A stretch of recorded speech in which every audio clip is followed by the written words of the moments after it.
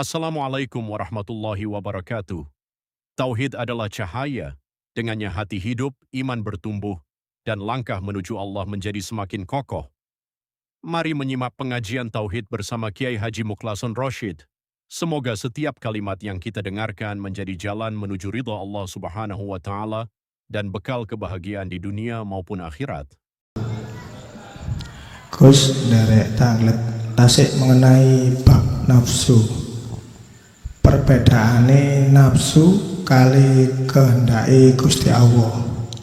Sedangkan ngeten Gus, nafsu niku mboten mungkin saged mempengaruhi manungsa tanpa kehendake Gusti Allah, atas izine Gusti Allah.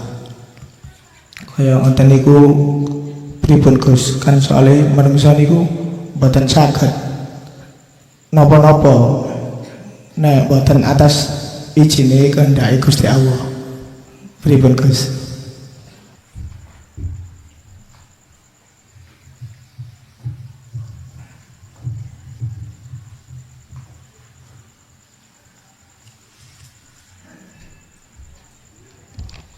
Bagaimana kita bisa membedakan itu kehendak nafsu atau kehendak Allah?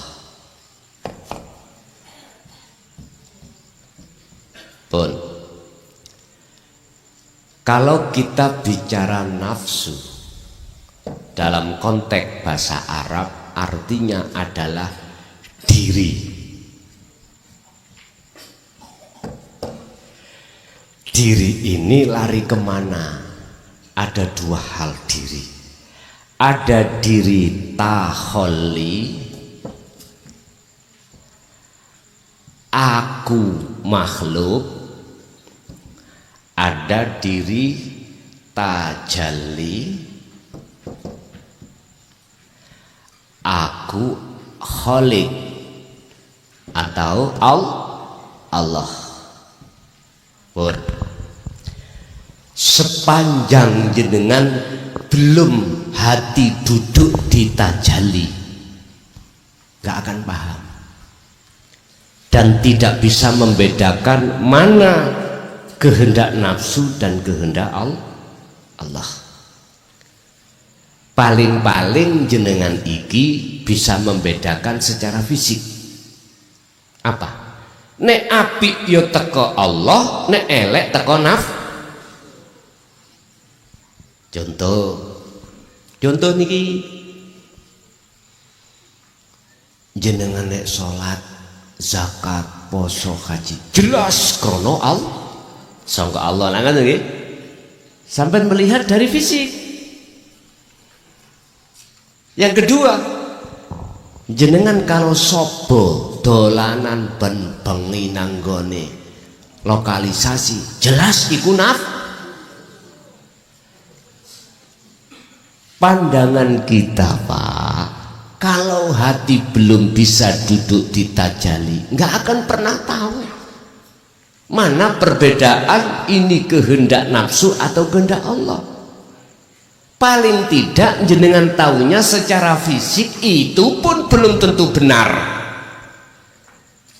miturut pandangan hakikat, belum tentu benar. Makanya di dalam Al-Quran Allah katakan, jikalau kebaikan itu datangnya dari Tuhanmu, jikalau itu kejelekan datangnya dari dirimu sendiri, berarti ada penguasa ganda. Ada penguasa kebaikan, ada penguasa kejelekan. Berarti ono pangeran loro. Mengapa saya katakan pangeran loro? Kuasa. Berarti Gusti Allah iku ono masjid doa. Ning lokalisasi setan tok. Gusti Allah rae ning kono. Loh, dan ini wajar karena kita masih ditakholli. Ditakholiku masih ada dua Pak. Itu tadi. Apa sih takholli? Di dalam hati kita masih merasa kita yang melakukan. Satu sisi kita lupa segala makhluk bisanya bergerak, itu yang menggerakkan adalah Allah. Lupa kita. Gak ada koneksi ta'alluq seperti itu pada sang penguasa, gak ada. Sehingga wajar mengatakan kalau jelek teko diri kita sendiri, nafsu. Kalau baik datangnya dari Allah. Makanya saya katakan, sepanjang jenengan ini belum duduk hati ini ditajali, sepanjang itu kita tidak mengerti mana kehendak Allah, mana kehendak nafsu. Sekarang gini, sekarang kita tarik tadi dari sisi syariat, taunya kita secara jasmani, secara hakikat taunya kita secara rohani. Coba nyun sewu, mengapa hati dalam pendidikan tauhid itu 3 tahap, taholli, tahalli, tajalli. Inilah supaya jenengan biar mudeng, biar paham mana kehendak nafsu dan bukan, mana kehendak Allah atau kehendak nafsu. Coba, apabila jenengan di dalam waktu sholat Allah tidak memperjalankan jenengan, bisa sholat? Ndak tahu. Rasa sing gerakno Allah iki ae jenengan lali, apalagi jenengan disuruh untuk mengatakan gerake Allah. Tambah boten dong. Hubungan koneksi rasa sing gerakno sampean iki Allah ae boten eling sama sekali. Apalagi dikongkon mastani iki gerai Allah. Tambah kita untuk melakukan tahalli nggak bisa, apalagi suruh tajalli, ora iso. Makanya ketika kita sholat, mengapa kita selalu ngaku-ngaku?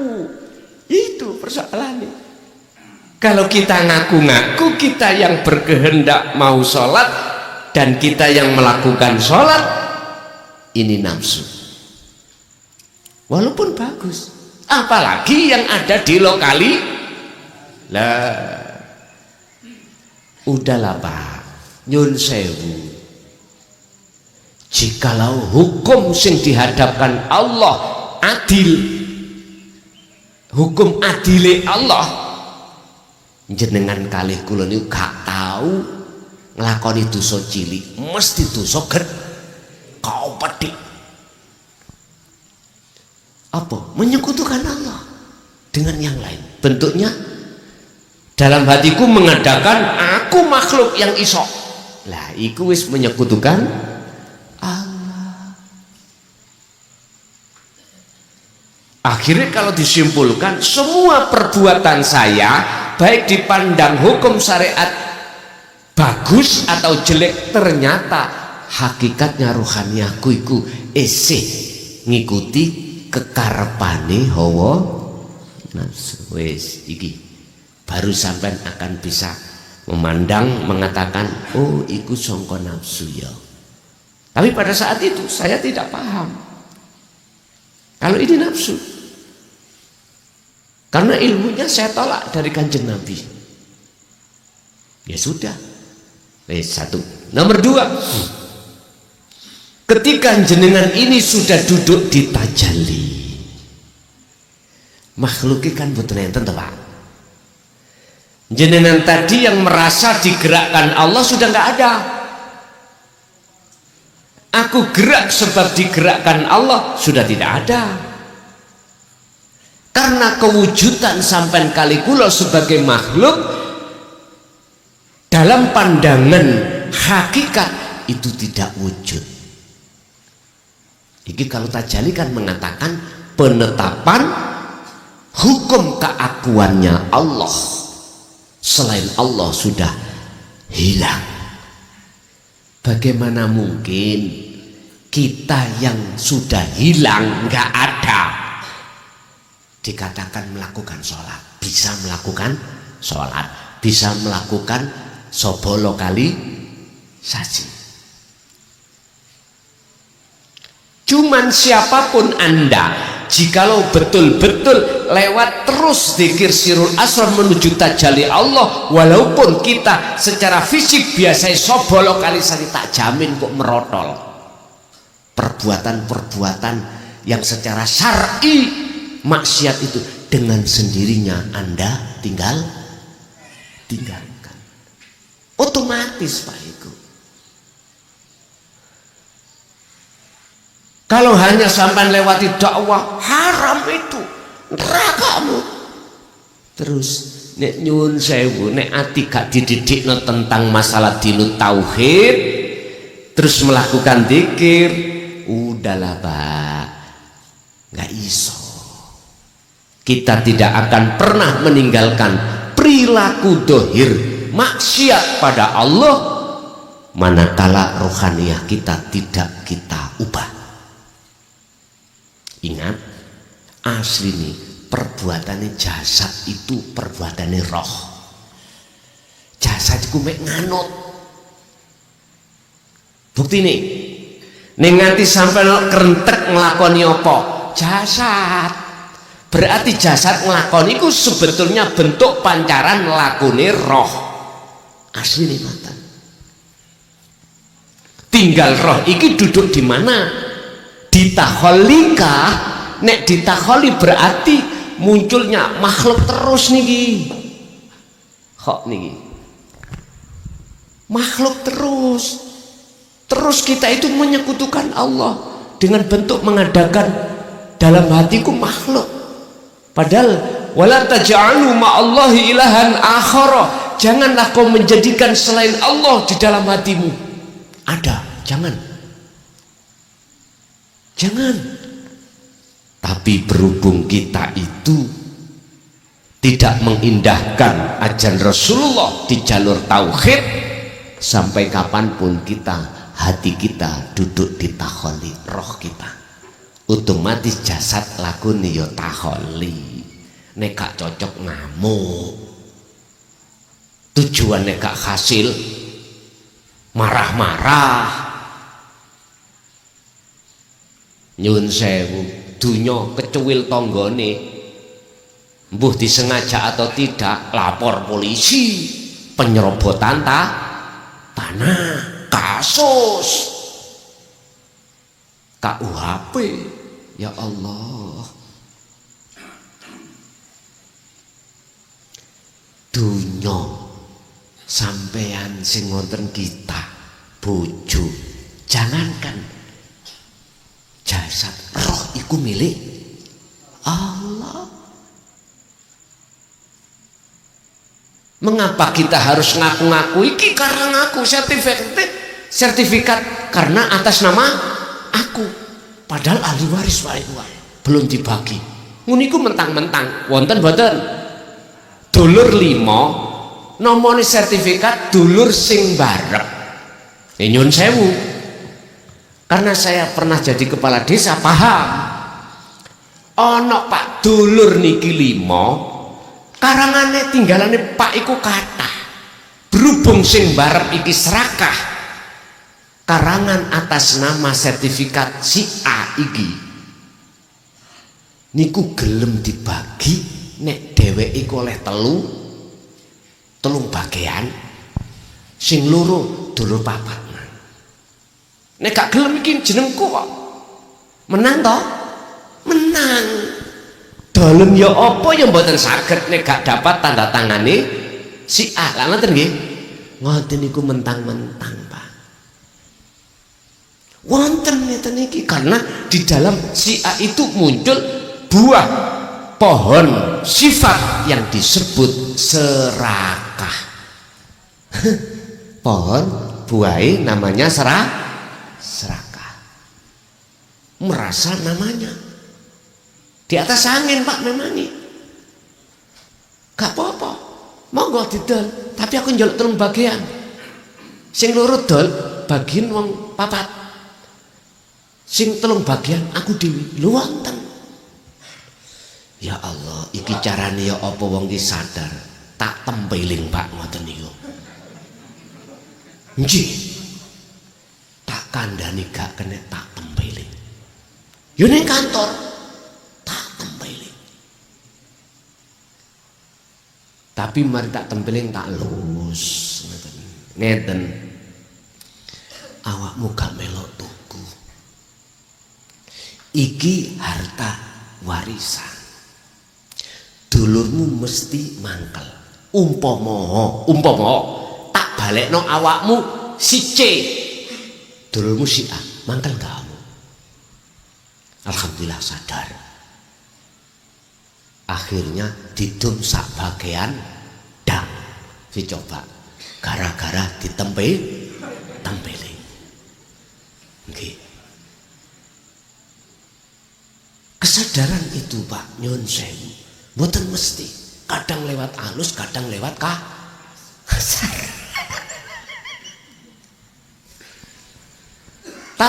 Tapi kadang-kadang kasar gak iso, halus iso. Mboten mesti kok ngoten tiyang mboten mesti. Napa sih tak tempel mboten kula tempeling dohir ngeten mboten. Kula tempeling dengan ajaran tauhid. Akhirnya dingen ning omah. Kok yo ndelalah kuasane Allah. Iku diketoki bapake sing bongko. Nelongso gara-gara mikir royokan warisan. Ya niku akhirnya sadar. Nggih pun Gus Lurah pun sampean tuh. Akhirnya kalau celuk kabeh ya napa iki didol apa didum tanah. Akhirnya sepakat didum tanah Pak. Biar semuanya itu nyekel sertifikat, jalan satu-satunya tak pecah Pak. Tadi sertifikat 1 yang 5 bagian jadi 1 itu akhirnya menjadi 5 bagian nama A, B, C, D pun. Akhirnya apa? Coblosan produk kedua kata kayak duit nyoblos aku kabeh. Lho nggih. Produk kedua niku kalau mboten duit-duitan, masalahnya gak duit.